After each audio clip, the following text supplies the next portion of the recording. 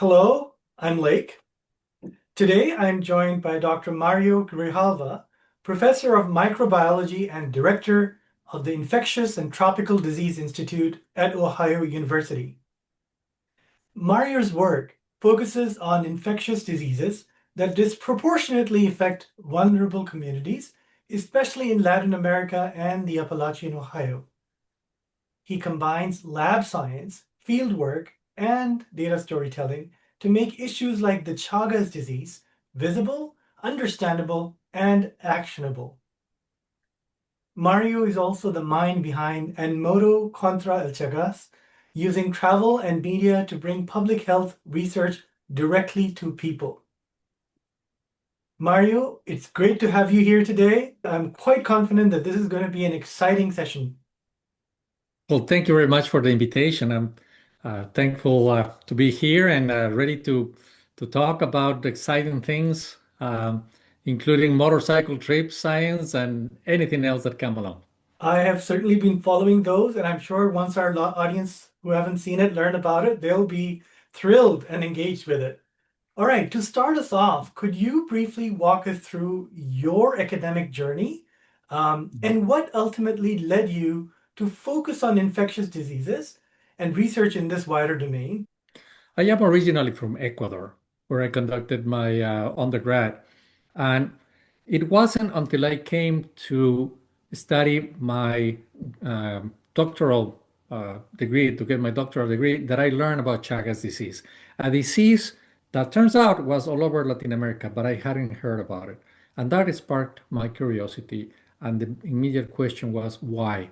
Why, being a graduate of a decent university in Quito, why did not I didn't heard about Chagas disease?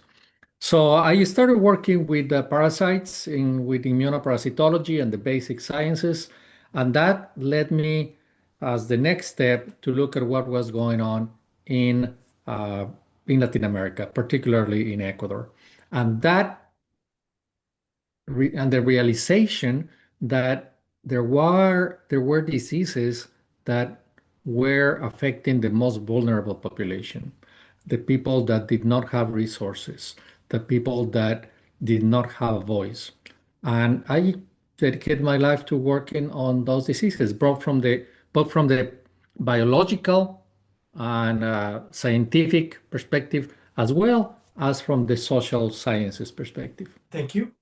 So, for viewers who may not be familiar with research on Chagas or what Chagas is, how would you explain this Chagas disease and what does it mean? Who does it impact? What is this all about?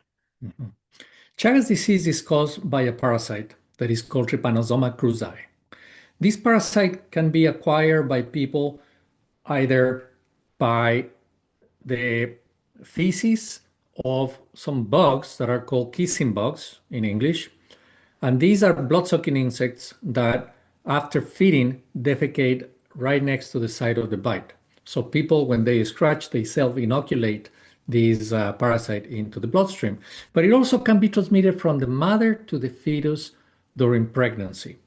And if you eat food that has been contaminated with these insects, or by blood transfusions or organ transplants.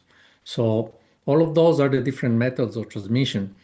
Now, once the person acquires the parasite, there might be a short window of time where they experience symptoms. This can include fever, malaise, lack of appetite, but it also can be without symptoms whatsoever. And they resolve in most of the cases after a couple of months. Mhm. So a person might then enter into what is called the asymptomatic phase of the infection. It can last 5, 20 years without any symptoms whatsoever, but the parasite remains in the body, making damage at the microscopic level to the organs, to the systems, particularly the heart and the digestive system. And so, after that time, the person might start exhibiting heart disease of different degrees, and that is really debilitating and eventually can lead to death. So it is a disease that affects millions of people. An estimated 7.5 million people are infected with Trypanosoma cruzi. But here is what is really difficult about it. About 90%, 90, so 9 out of 10 people infected don't know that they are infected because they don't have access to diagnosis. And if they don't have access to diagnosis, they don't have access to treatment. More so, if there is no diagnosis, those cases, those people don't make it into the statistics of the public health system. Therefore, as far as the bean counters, there is no disease around. So they don't invest in creating better diagnostic services or making these diagnostic services available. So uh, that whole vicious circle makes the Chagas disease be a silent disease that is silenced. Mm. Thank you for that insight. And it's quite unfortunate and sad that something of that magnitude does not get the attention. So this is the other part of our discussion where within the wider health communication focus, where a lot of diseases might get more salience than others. But despite the impact of Chagas, which is obviously, as you mentioned, um, quite harmful, right? I mean, it can take people's lives, and it seems that many other neglected tropical diseases, such as including Chagas, um, here in the Western media, especially, many of them do not get the needed attention I feel that they should get. I'm not sure if you agree with that, but what do you think whether these diseases remain, I would say, underrepresented? And why is that the case? Why are they invisible, even though they have such harmful impacts on the general public? That is something that is a combination Mhm. of the short attention span of the news cycles, the short or the need for outlets to have things that are flashy, that are happening, you know, that are at the moment. A chronic disease that affects millions of people silently, you know, it's undetected. It flies sort of under the radar, but it is not uncommon. About 2 billion people, that is 2 billion with a B people, suffer neglected diseases that fall in the same category. That because they affect vulnerable populations, because they are not commercially appealing, they are not well represented in the media, they are not taken care by the authorities, they are not, solutions are not being developed by industry. That is the whole problem of the neglected tropical diseases. Right, that's something obviously that needs more attention from researchers. I'm sure the researchers, but this combination of researchers with media professionals is so important because that bridges this gap in understanding the need and the relevance of such issues for the general public. Okay, let's move on to something which I believe is fascinating in my eyes, and I'm sure it is in a lot of the audiences who have watched your videos. um, One of the most compelling aspects, I believe, of your work is your YouTube channel and your adventures through Latin America. Jaguarundi, if I'm pronouncing it right, right? So this journey that you've been making through Latin America, very few people. First of all, I must commend the efforts that you've made. Very few researchers, scholars would even think about doing something of this nature. So you have used a motorcycle or a motorbike to raise awareness about Chagas disease. um, I will ask you what inspired you into this idea, and if we can call this a new public health strategy, how did that become part of your life for the past few years? Mhm. Well, during the pandemic, I became aware that there were these people that were nomads. They were traveling the world in motorcycles, are documenting their trips, and they have large followers, mainly in YouTube. And that gave me the idea that that might be a good platform for communication.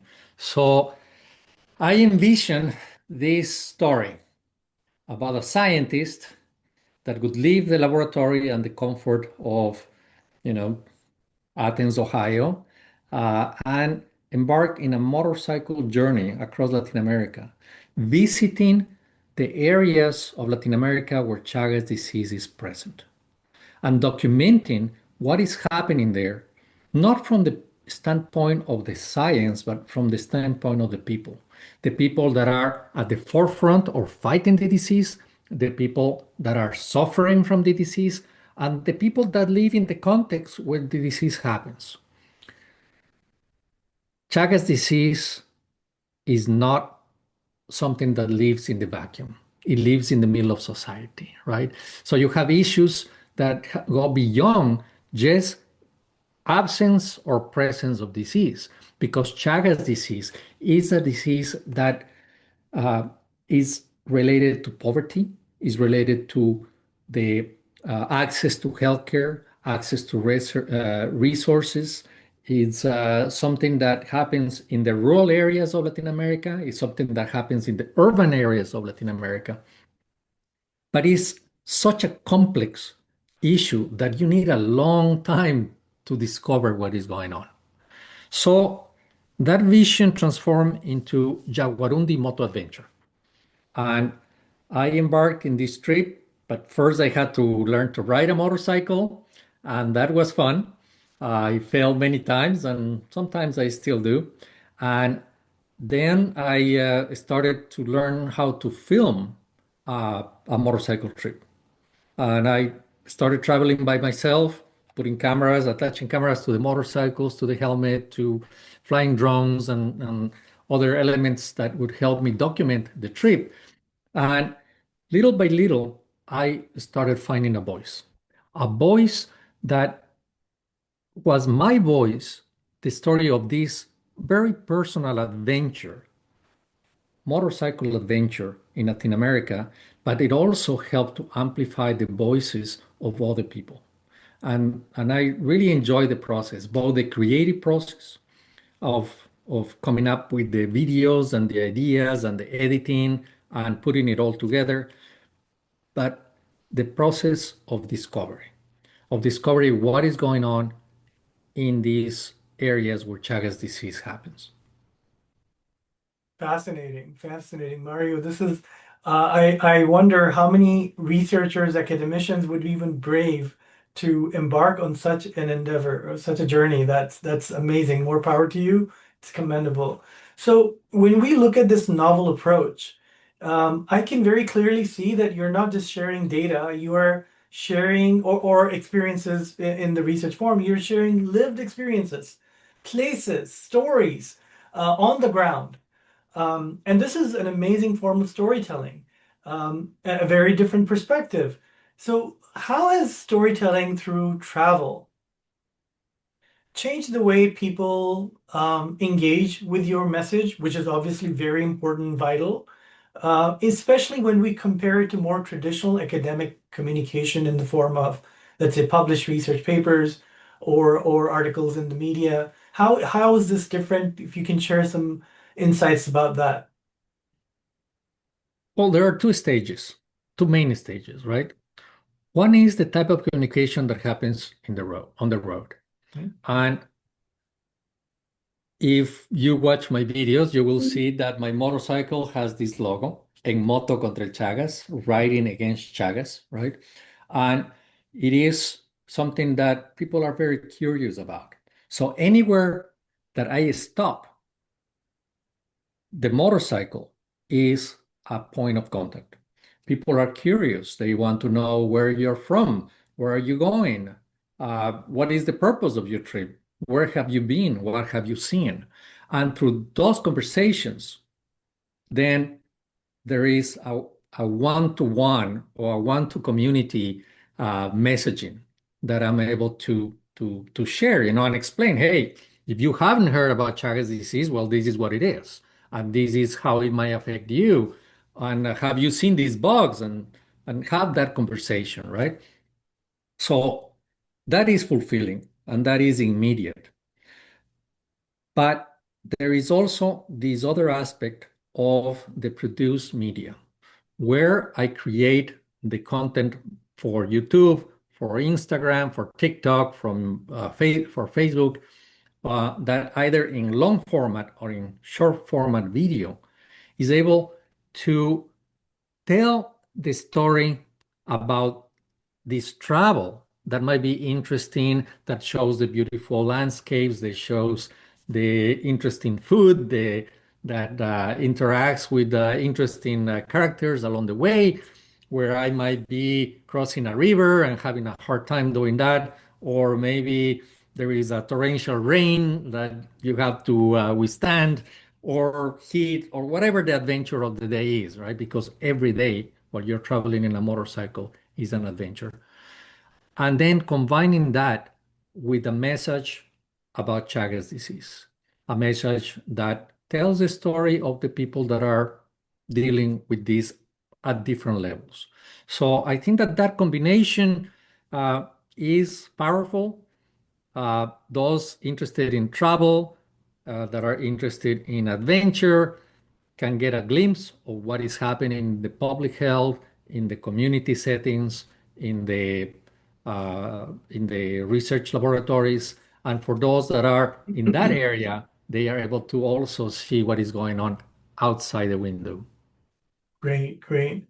Thank you for that. So Mario, I'd like to ask you, was there any particular moment during your journey? And of course, this is an extensive journey we're talking about. So I would highly encourage our viewers to go and watch these videos because they're amazing. So you've traveled across different countries and different landscapes, and you've had several encounters, conversations, experiences, as you were just mentioning. Um, any specific moments through this journey that you'd like to share with us, which really reinforced why you do this work and why this really matters for our discipline? So many, just like every day is an adventure, Mhm. every encounter is a story. And some are fun and some are heart-wrenching. For example, I interviewed this healthcare worker, Mhm. and she is saying that she was not aware of Chagas disease Wow. in the past, right? And that once she learned about Chagas disease, not through my content, but through other interactions, then she started seeing Chagas disease more prevalent and recognizing that it was there. So that is the story of a person that was dealing with Chagas disease every day, was seeing it, but wasn't really seeing it, right? Didn't know what she Mhm. was dealing with. So that, for example, is experience that is really powerful. In the same episode, I talked to this lady that mentions that her house had a lot of kissing bugs. They were mostly downstairs, and they often came up from the basement, and they beat their family, and Wow. they would wake up with welts of the bites, and they didn't know what was going on until a biologist came and they searched the house for bugs, found tons of bugs, and then that led to the house being sprayed with insecticides, which got rid of the problem. Mm. So now the family knows what the problem is. They got relief that the bugs were killed, by the insecticide, and now, she feels better about her health and their lives. So those are examples just from the episode that I am editing right now, and this happens in northern Peru, in an area called Aullan, a rural community in the province of Cutervo, Okay. in the department of Cajamarca.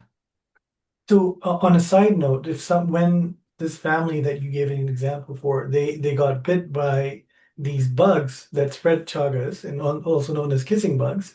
Was is there a vaccine that can save them from the negative future implications of that?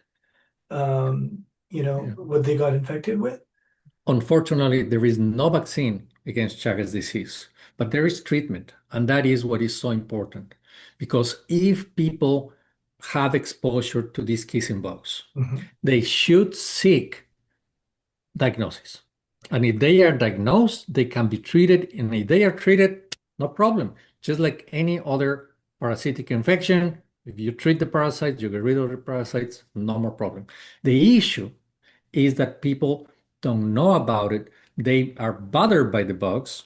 The bugs, bite them, leave these tremendous welts in Mhm. their face, in their body, but they don't associate that with disease. So because they are not aware of that, they don't seek diagnosis. Because they don't seek diagnosis, they never diagnosed, Mhm. right? And never treated.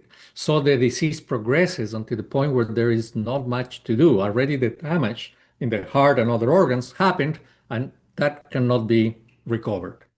And which is why awareness is the key in any health communication endeavor. And it's so obvious from what you mentioned that without them being aware, they can't do anything about it. And it's so important to create that awareness. Speaking of awareness, you've been intentional about using platforms like social platforms like YouTube to communicate your work. And that's one way awareness can be created in a very powerful way, we can say.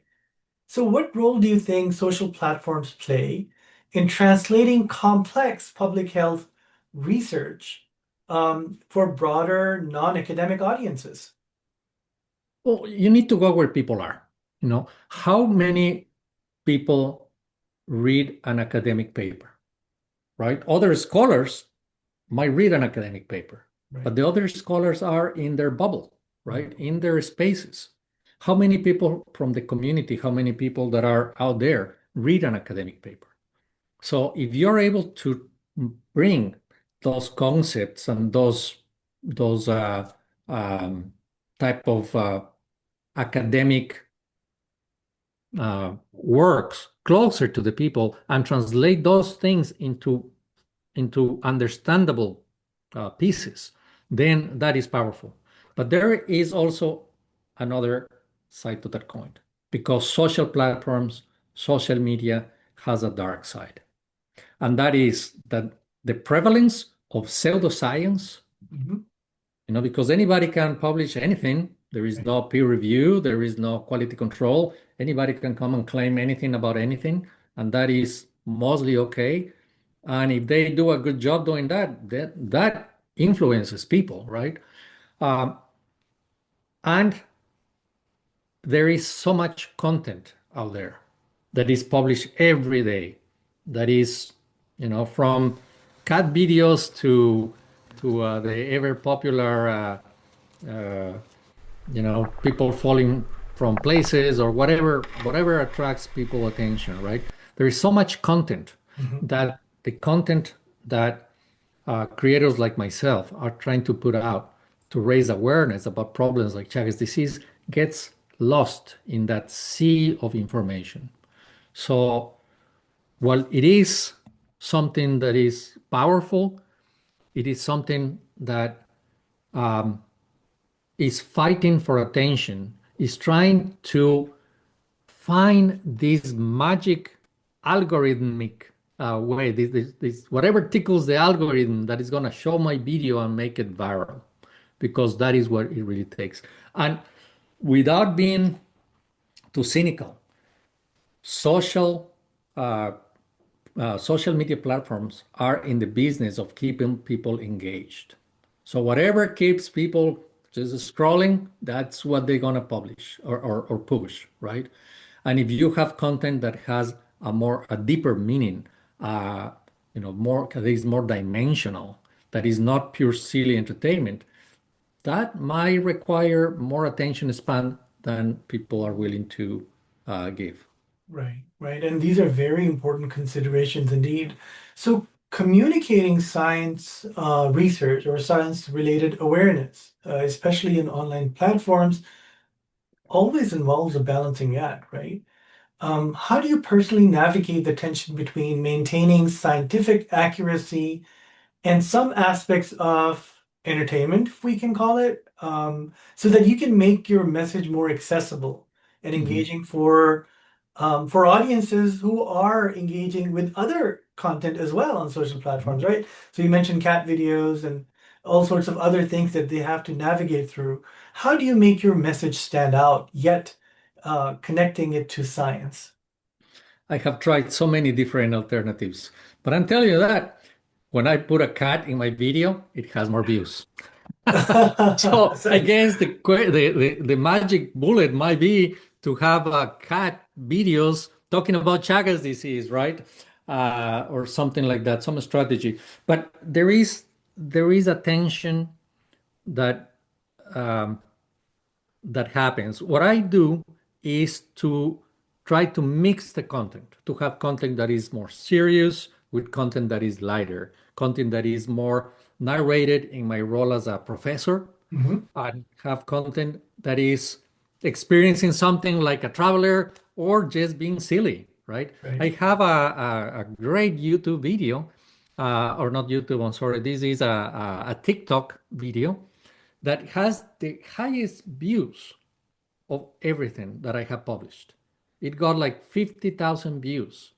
And it Wow. is the silliest thing because I was stuck in a roadblock because they were fixing this road, and I came up with this idea of okay, we are preparing for this race among the pickup truck, the motorcycle, and the dump truck that are waiting there for the people to open this roadblock, and it went viral.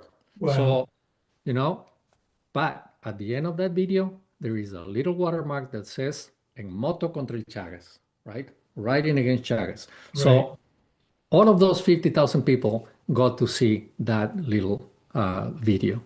So all in all, to give you an idea of the exposure, according to the stats on the analytics on YouTube, during the last 28 days, my channel received 48,000 views. Wow. And those could be, 3-second views, or they can be, whole video views. That's a lot of exposure, It is little wonderful. by little, And if you take into consideration that I have published to date about 85 long videos, which are not Mhm. long really, are about 10 minutes long, uh, and about 500 pieces of short content. That is a lot of potential exposure, right? That starts being in the hundreds of thousands of people that have seen the content one way or another.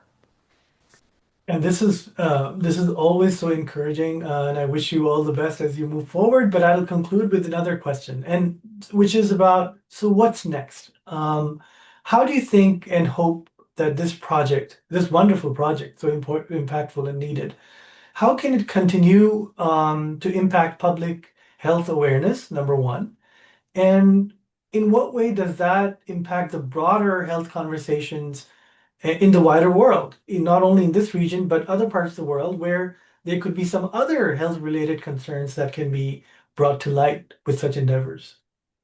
Well, whenever it's really, really hard to say what is going to happen next and what are the ripple effects that are going to happen after a project like this. Um, so far, I have traveled about eight- 18,000, sorry about that, 18,000 miles Mhm. uh, on a motorcycle, and I'm planning to travel another 10,000 miles this next summer. So, uh, Ecuador, Peru, Brazil. Brazil is coming up. I already did Bolivia, um, Argentina, Chile. I'm going to be doing Colombia next. So, as the project gets momentum, then what I am hoping is that we can bring the community of people that ride motorcycles, and there are many, many people that ride motorcycles, Mhm. to embrace the fight against Chagas disease as one of their causes. People that ride motorcycles are very altruistic. If you're in a motorcycle and you see somebody in a motorcycle that is broken down in the side of the road, you stop and help. No matter if you're wearing a leather jacket full of patches and skulls in the back of your jacket, or if you are in sandals and t-shirt and in a tropical place. People are altruistic. What I hope is that through these media, we can bring a larger awareness about the issue of Chagas disease. Now, many people have come to me and said, "Hey, I love what you're doing. I wish I could do the same. Maybe I can start doing the same for this other cause. Maybe I can start my own project doing this. How did you do it? Why do you do it?" Right? And those conversations might lead to something. In the larger conversation, I think that finding a voice is important, but giving somebody else a voice is even more important, right? Indeed. So what I hope is that this project that I have started continues to grow and continues to impact people at the level that it can impact people. It's not a solution, it is a step towards perhaps a solution. True. True. Thank you so much. That was very powerful. It was a wonderful conversation. Thank you for your time. I wish you all the best in your work. And also more power to you in the wonderful work that you're doing. It's new, it's novel, it's a new way to bring and a powerful way to bring visibility, empathy, and urgency to public health endeavors. For those watching, I'll leave links to Mario's work in the description. You're also welcome and highly encouraged to explore his channel. So if you found this valuable, please subscribe and share this with those who might value this and might learn from it. Stay curious, stay connected, keep asking questions, and see you next time. Thank you. Thank you very much.